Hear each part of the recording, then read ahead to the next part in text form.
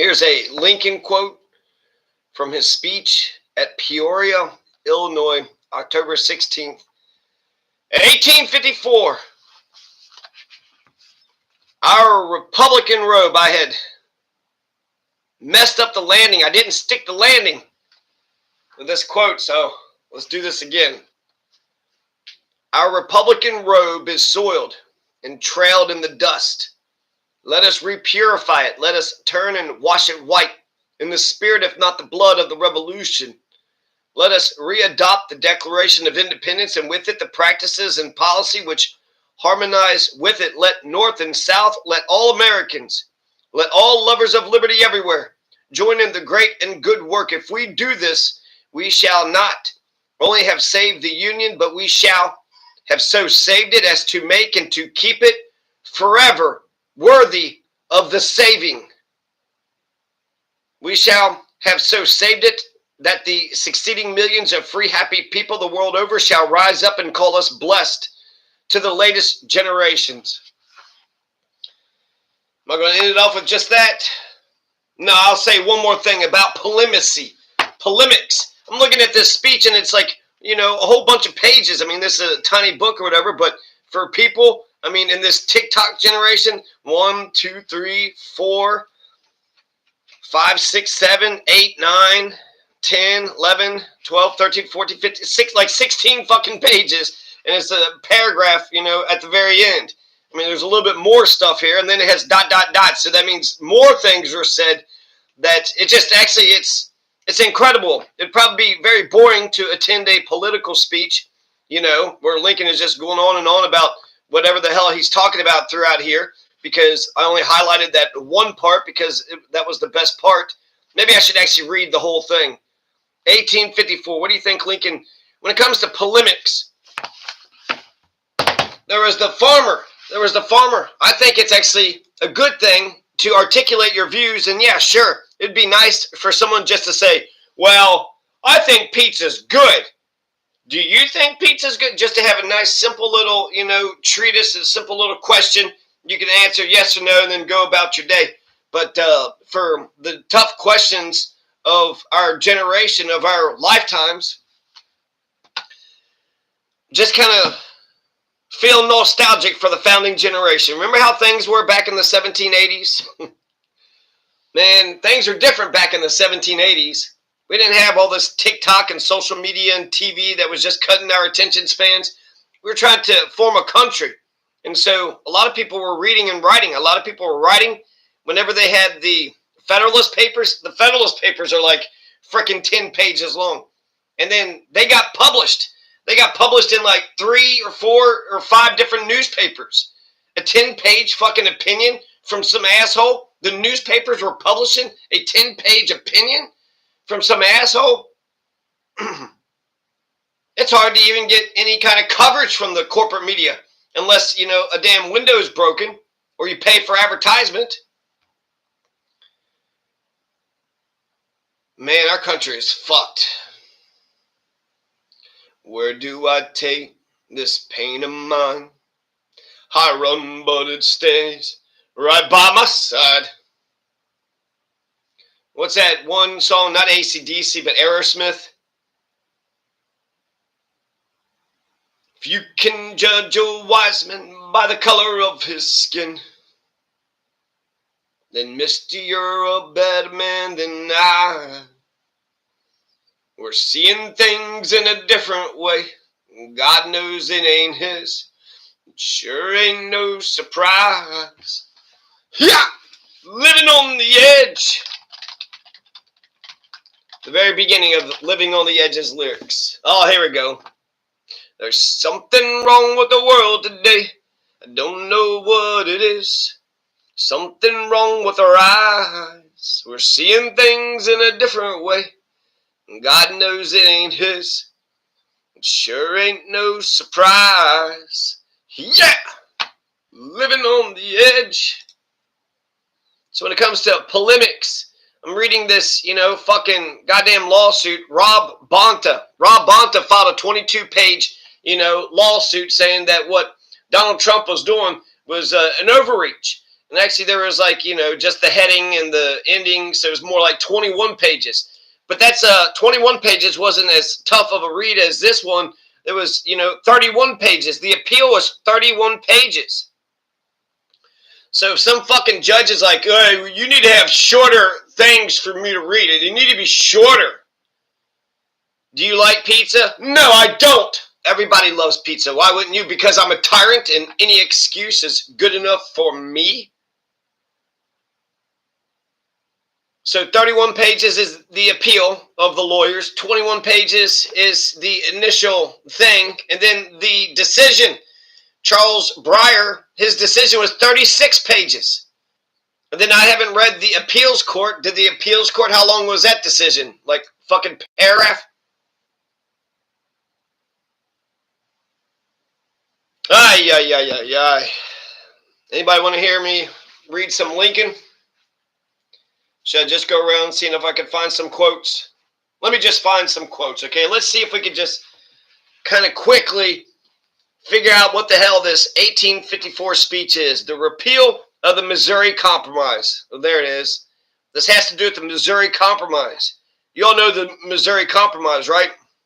It was a slave state, free states. It's actually kind of crazy how shit is so fucking backwards right now. You got the president that's talking about the Insurrection Act, whereas you have the Newsom, the states people. Gavin Newsom is fighting for states' rights. And Gavin Newsom is fighting for the Posse Comitatus. The Posse Comitatus. That's where the sheriff or the civil authority, the local county, goes around and gathers people up. So if you got immigration or a riot or whatever, then the damn sheriff or the county authority goes and calls everybody up. And then the local citizen, they go and confront the threat. The Posse Comitatus, that happened because of the federal occupation.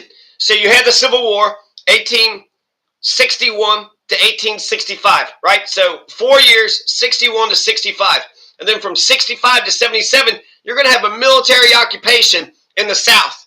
They're going to have to basically kiss the Union's ass, pass the 13th, 14th, and 15th Amendment in order to get back into the Union. And until Rutherford B. Hayes versus Hayes v. Tilden, Samuel Tilden, that election, until that election had happened, the end of Reconstruction is going to happen because that election was so damn close that the deal was the Republican gets to be the president, but only if the Union occupation of the South stops. And after the Union occupation of the South had stopped, then people were sick of the idea that the military could come and crush Americans, that they passed the Posse Comitatus Act. So it's incredible that you have Gavin Newsom that's defending states' rights right now, and you have Gavin Newsom that's defending Posse Comitatus. Everything's fucking backwards. Everything's backwards. Goddamn, the Confederacy is in power. Since the Confederacy, white supremacy is in power. John Wilkes Booth won the election, right? So we got the president is John Wilkes Booth. And that means you have either a bunch of freedom fighters, a bunch of strong Americans who say, wait, we got three branches, we got the Bill of Rights, we have elections and federalism and the rule of law, and then we have... Or you're going to create a whole bunch of fucking radical anarchists and communists. Or people are just going to submit. You're going to break a lot of people. Or they'll join you, right? Can't beat them, join them. So let's see what I can gather from this speech here. I do not propose to question the patriotism or to assail the motives of any man or class of men, but rather to strictly confine myself to the naked merits of the question. I also wish to be no less than national in all the positions I may take. And whenever I take ground which others have thought or may think narrow, sectional, and dangerous to the Union, I hope to give a reason which will appear sufficient, at least to some, why I think differently. And as this subject is no other than part and parcel of the larger general question of domestic slavery, I wish to make and to keep the distinction between the existing institution and the extension of it so broad and so clear that no honest man can misunderstand me and no dishonest one successfully misrepresent me. So Lincoln is actually crystal clear with what his position is. He hates slavery, but he doesn't really feel like the Constitution or the Union, you could really get rid of slavery. He's talking about the extension of slavery. So Missouri was allowed to come in as a slave state, but then Maine came in as a free state. That's the Missouri Compromise. We got to keep the Union together. And isn't it better if we're all just one big happy family, even if half of us are a bunch of fucking white supremacist piles of shit? In that, why didn't we just let the bastards go? Just let the fucking bastards go. You know, how long are they going to have, you know, a bunch of racist, white supremacist fucking system that isn't that going to collapse on its own? The rest of the country just become union and be for freedom, and then let them fucking go. They try to maintain their institutions. They'll end up destroying themselves instead of us fucking correcting them and then trying to fucking go down to their fucking level. So I guess there is a logic to the Posse Comitatus Act, because the Posse Comitatus is just saying that the military cannot fucking occupy us. And then I really like that Federalist 46, Federalist Paper 46 says that technically the president can never oppress us with the military, because we got the states. We got the states and the militias. We got the states and the National Guard. So if you just add up how much, you know, Army and Navy and Air Force, how much military is going to be with the president's ambition, because if it's not for the good of the country, let's just say he just wants everybody to give him money, so he just goes around robbing everybody. Just tries to take everybody's silver and gold. And so if he tries to take everybody's silver and gold, then the states and the militia, the states with the National Guard, there's more of us than there are of them. So we're fighting for states' rights. We're fighting for the Posse Comitatus. We're fighting for the National Guard. We're fighting for the militia. There's more militia than there would be for the centralized fucking authoritarian, totalitarian, fascist fucking government. So I've been trying to join the Rainbow Militia. JoJo Beans had started the Rainbow Militia, and I'm trying to get in. He says I got to memorize the preamble. He's talking about the preambleist. JoJo Beans, man. It's hard to win JoJo Beans over. Let's see. When we established our independence, we did not own or claim the country to which this compromise applies. In 1803, we purchased what was then called Louisiana of France. It included the now states of Louisiana, Arkansas, Missouri, and Iowa, also the territory of Minnesota, the present bone of contention, Kansas and Nebraska. Slavery already existed among the French at New Orleans and to some extent at St. Louis. In 1812, Louisiana came into the Union as a slave state without controversy. In 1818 or 19, Missouri showed signs of wish to come in with slavery. This was resisted by Northern members of Congress, and thus began the first great slavery agitation in the nation. This controversy lasted several months and became very angry and exciting. The House of Representatives voting steadily for the prohibition of slavery in Missouri, and the Senate voting as steadily against it. Threats of breaking up the Union were freely made, and the ablest public men of the day became seriously alarmed. At length, a compromise was made, in which, like all compromises, both sides yielded something. It was a law passed on the 6th day of March, 1820, providing that Missouri might come into the Union with slavery, but that in all the remaining part of the territory purchased of France, which lies north of 36 degrees and 30 minutes north latitude, slavery should never be permitted. This provision of law is the Missouri Compromise. In excluding slavery north of the line, the same language is employed as in the Ordinance of 87. It directly applied to Iowa, Minnesota, and to the present bone of contention, Kansas and Nebraska. Whether there should or should not be slavery south of that line, nothing was said in the law, but Arkansas constituted the principal remaining part south of the line, and it has since been admitted as a slave state without serious controversy. More recently, Iowa, north of the line, came in as a free state. I thought it was Maine. Maybe it was Iowa. Without controversy. Still later, Minnesota, north of the line, had a territorial organization without controversy. Without controversy. Thus originated the Missouri Compromise.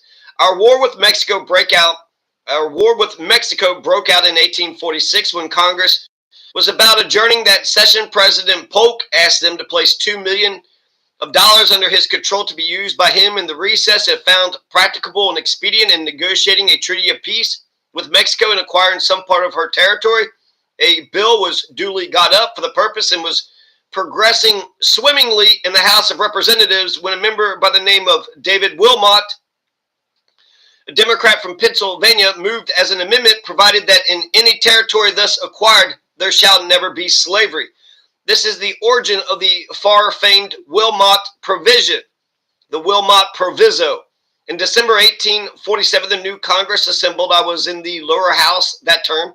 The Wilmot Proviso, or the principle of it, was constantly coming up in some shape or other, and I think I may venture to say I voted for it at least 40 times during the short term I was there.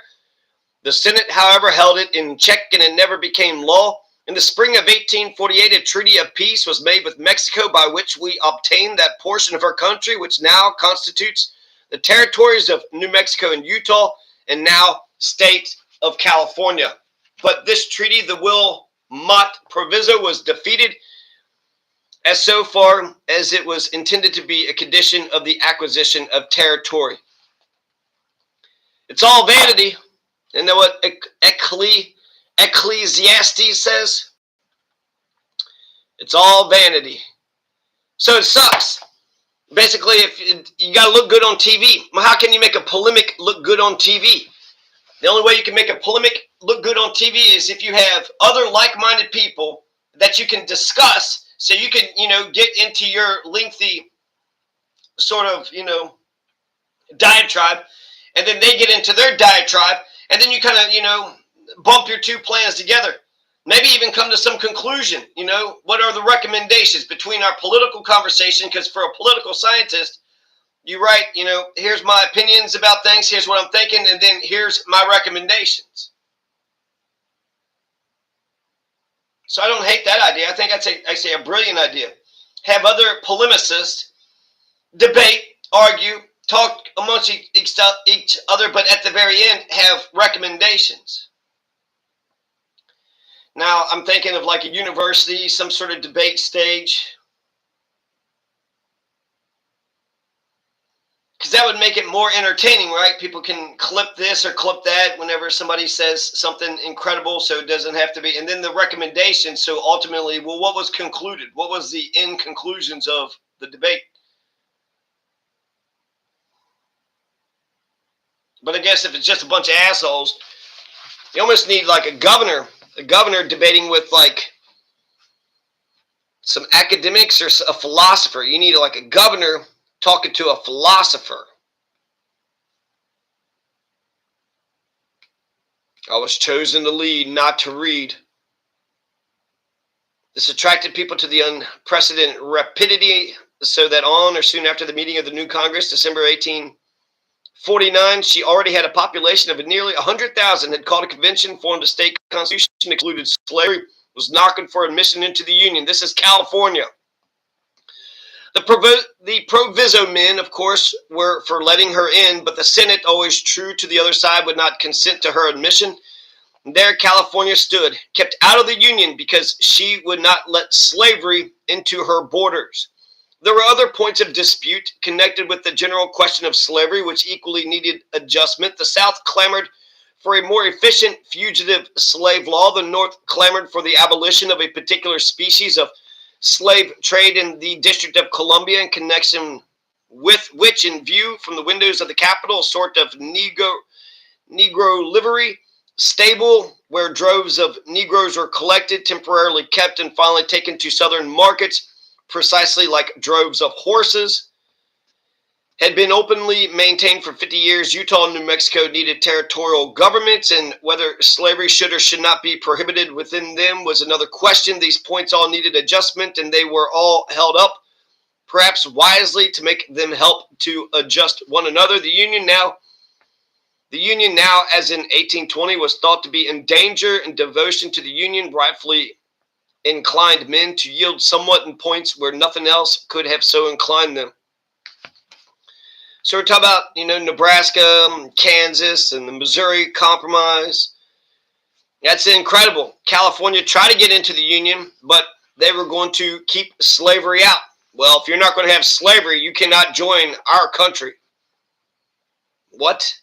To taunt us as hypocrites because the real friends of freedom to doubt our sincerity, and especially because it forces so many really good men amongst ourselves into an open war with the very fundamental principles of civil liberty, criticizing the Declaration of Independence and insisting that there is no right principle of action but self-interest. Before proceeding, let me say I think I have no prejudice against the Southern people. They are just what we would be in their situation. If slavery did not now exist amongst them, they would not introduce it. But if it did not now exist amongst us, we should not instantly give it up. This I believe of the masses, North and South. Doubtless there are individuals on both sides who would not hold slaves under any circumstances, and others who would gladly introduce slavery anew if it were out of existence. We know that some Southern men do free their slaves, go north, become tip-top abolitionists, while some Northern ones go south and become most cruel slave masters. Let's see here. Freedom, freedom, freedom. Freedom, freedom, freedom. What is up with Lincoln? It's all about liberty, liberty, liberty. Fucking Lincoln. God damn. But next it said that the compromises of 50 and the ratification of them by both political parties in 52 established a new principle which required the repeal of the Missouri Compromise. This, again, I deny, and demand a proof. I've already stated fully what the compromises of 50 are. The particular part of those measures is the provision in the Utah and New Mexico laws. I now come to consider whether the repeal, with its avowed principle, is intrinsically right. I insist that it is not equal justice to the South. It is said requires us to consent. Wild buffaloes, wild horses, wild bears, native tyrants, slave dealer. And yet again, there are in the United States and territories, including the District of Columbia, 4,333, 643 free black folks. At $500 per head, they are worth over $200 million. How come this vast amount of property to be running about without owners? We do not see free horses or free cattle running at large. How is this? All these free blacks are the descendants of slaves or have been slaves themselves, and they would be slaves now, but for something which has operated on their white owners, inducing them at vast pecuniary sacrifices to liberate them. What is that something? Is there any mistake in it? Is there any mistaking it? In all these cases, it is your sense of justice and human sympathy continually telling you that the poor Negro has some natural right to himself, that those who deny it and make mere merchandise of him deserve kickings, contempt, and death. And now, why will you ask us to deny the humanity of the slave and estimate him only as the equal of the hog? Why ask us to do what you will not do yourselves? Why ask us to do for nothing what $200 million would not induce you to do? One great argument in the support of the repeal of the Missouri Compromise is still to come. That argument is the sacred right of self-government. I trust, I understand, and truly estimate the right of self-government. My faith in the proposition that each man should do precisely as he pleases with all which is exclusively his own lies at the foundation of the sense of justice there is in me. I extend the principles to communities of men as well as individuals. Oyster laws of Virginia, cranberry laws of Indiana. Are you not allowed to raise cranberries in Indiana? The doctrine of self-government is right, absolutely and eternally right, but it has no just application as here attempted. Man, we still got like another fucking 6 or 7 or 8 pages. Extension, necessity, masters, pro tanto. Pro tanto? What does that mean? We got the 36, footnote 36. Footnote 36 from, what do we do? The page 48. Is that what you're going to tell me?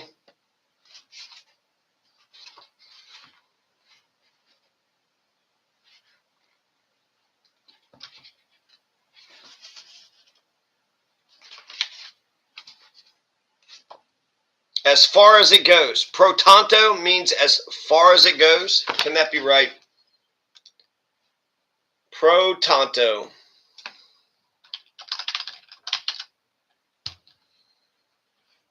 As far as it goes. Done or existing to a given extent. Pro tanto. For so much or to that extent. Now, the relation of masters and slaves is pro tanto a total violation of this principle. The master not only governs the slave without his consent, but he governs him by a set of rules altogether different from those which he prescribes for himself. Allow all the governed an equal voice in the government, and that only is self-government. Nebraska, Union, other people fairly, fully, firmly. I have done with this mighty argument of self-government. Go, sacred thing, go in peace. But Nebraska is urged as a great Union-saving measure. Well, I, too, go for saving the Union. Much as I hate slavery, I would consent to the extension of it rather than see the Union dissolved, just as I would consent to any great evil to avoid a greater one. But when I go to Union saving, I must believe at least that the means I employ has some adaptation to the end. To my mind, Nebraska has no such adaptation. It hath no relish of salvation in it. It is an aggravation, rather, of the only one thing which ever endangers the Union. When it came upon us, all was peace and quiet. The nation was looking to the forming of new bonds of union, and a long course of peace and prosperity seemed to lie before us. In the whole range of possibility, there scarcely appears to me to have been anything out of which the slavery agitation could have been revived, except the very project of repealing the Missouri Compromise. Every inch of territory we owned already had a definite settlement of the slavery question, and by which all parties were pledged to abide. Indeed, there is no uninhabited country on the continent which we could acquire, if we accept some extreme northern regions which are wholly out of the question. In this state of case, the genius of discord himself could scarcely have invented a way of again setting us by the ears, but by turning back and destroying the peace measures of the past. The counsels of that genius seem to have prevailed. The Missouri Compromise was repealed, and here we are in the midst of a new slavery agitation, such, I think, as we have never seen before. And in this aspect, it could not but produce agitation. Slavery is founded in the selfishness of man's nature, opposition to it in his love of justice. These principles are an eternal antagonism, and when brought into collision so fiercely as slavery extension brings them, shocks and throes and convulsions must ceaselessly follow. Repeal the Missouri Compromise, repeal all compromises, repeal the Declaration of Independence, repeal all past history. You still cannot repeal human nature. It still will be the abundance of man's heart. That slavery extension is wrong, and out of the abundance of his heart, his mouth will continue to speak. The structure, too, of the Nebraska bill is very peculiar. The people are to decide the question of slavery for themselves, but when they are to decide, or how they are to decide, or whether when the question is once decided, it is to remain so, or is it to be subject to an indefinite succession of new trials? The law does not say. Is it to be decided by the first dozen settlers who arrive there, or is it to await the arrival of 100? Is it to be decided by a vote of the people or a vote of the legislature, indeed by a vote of any sort? To these questions, the law gives no answer. Through all this, Bowie knives and six-shooters are seen plainly enough, but never a glimpse of the ballot box. And really, what is to be the result of this? Is it not probable that the contest will come to blows and bloodshed? Could there be a more apt invention to bring about collision and violence on the slavery question than this Nebraska project is? And if the fight should begin, is it likely to take a very peaceful, Union-saving turn? Will not the very first drop of blood so shed be the real knell of the Union? And what shall we have in lieu of it? The South flushed with triumph and tempted to excesses, the North betrayed, as they believe, brooding on wrong and burning for revenge. One side will provoke and the other resent. Already a few in the North defy all constitutional restraints, resist the execution of the fugitive slave law, and even menace the institution of slavery in the states where it exists. Already a few in the South claim the constitutional right to what? To take to and hold slaves in the free states, demanding the revival of the slave trade, and demand a treaty with Great Britain by which fugitive slaves may be reclaimed from Canada. Are you kidding me?